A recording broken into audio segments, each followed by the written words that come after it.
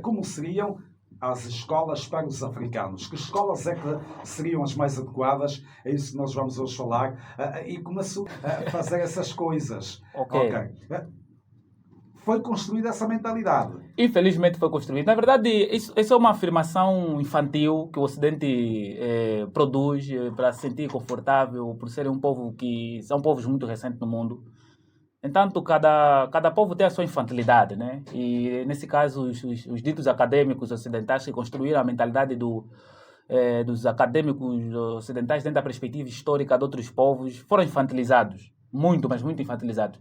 Tanto é que quando eles são mesmo sérios nas suas pesquisas, chegam à conclusão de que isso é falso.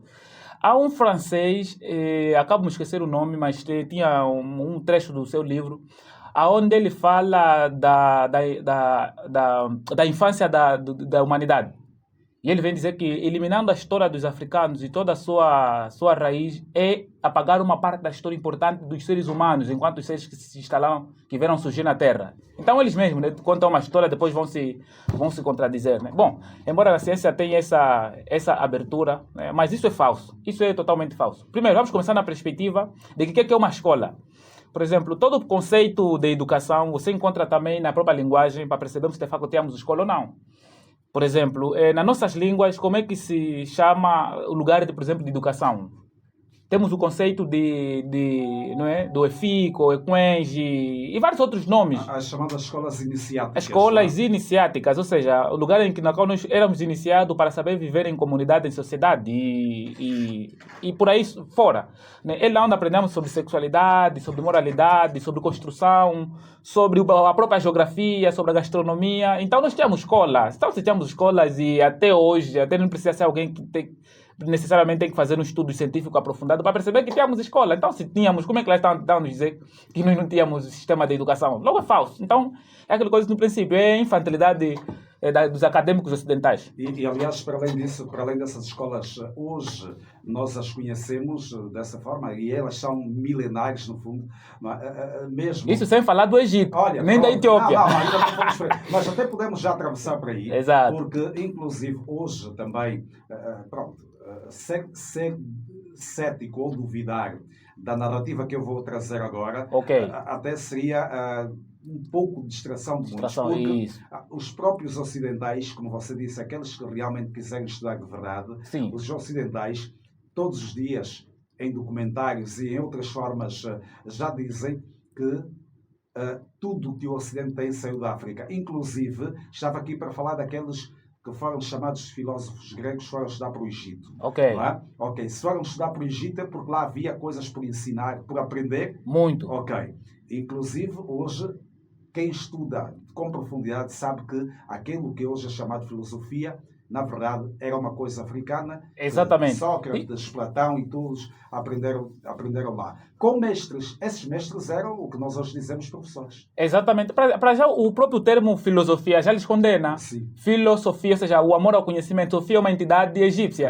Então, o próprio termo já lhes indica aqui para a África. Logo, é muita infantilidade. E é preciso... Normalmente, nós realmente, quando queremos falar sobre as civilizações de África, pegamos muita referência da Etiópia e principalmente Egito. Às vezes eu prefiro provocar o público mesmo para o Congo. Olha, porque, vale a pena exatamente, porque muitos conceitos filosóficos no Ocidente, é mesmo aqui do centro da África, Congo. Sim. Se nós percebemos, os nossos mais velhos têm sempre uma forma de lançar uma frase, né, de dar um exemplo. Por exemplo, trazer os provérbios. Um provérbio. Kiangani, kiaku, kiaku.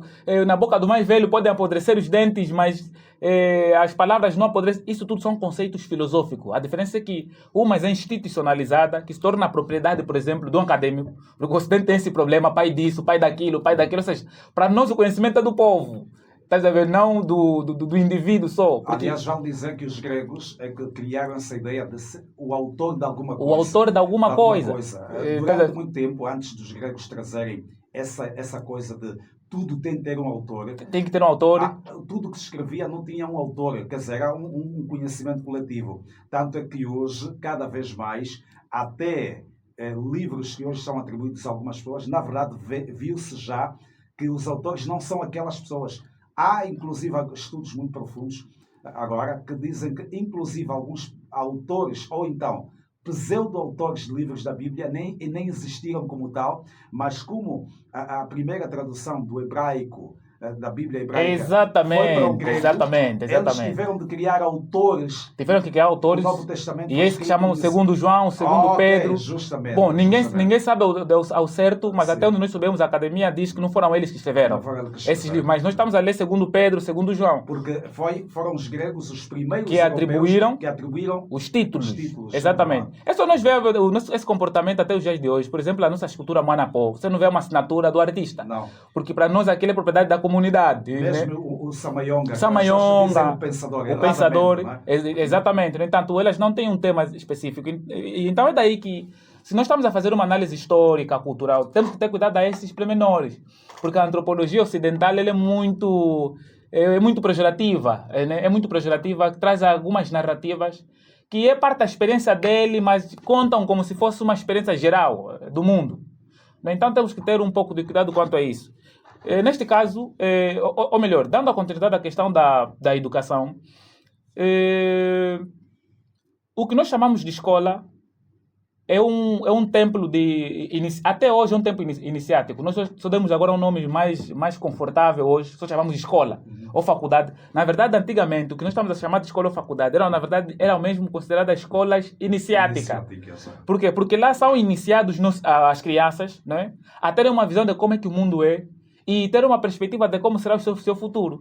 Agora, as escolas que nós temos, por exemplo, são escolas que ensinam a educação africana, são escolas que mostram a perspectiva de como ser o nosso povo, porque não pode, só o leão pode educar outro leão. Imagina então as hienas irem para a escola dos leões. Aliás, dá um grande contrassenso. O nosso programa está justamente voltado para isso. Porque, por exemplo, por altura da colonização, chamou-se os nossos pais de analfabetos.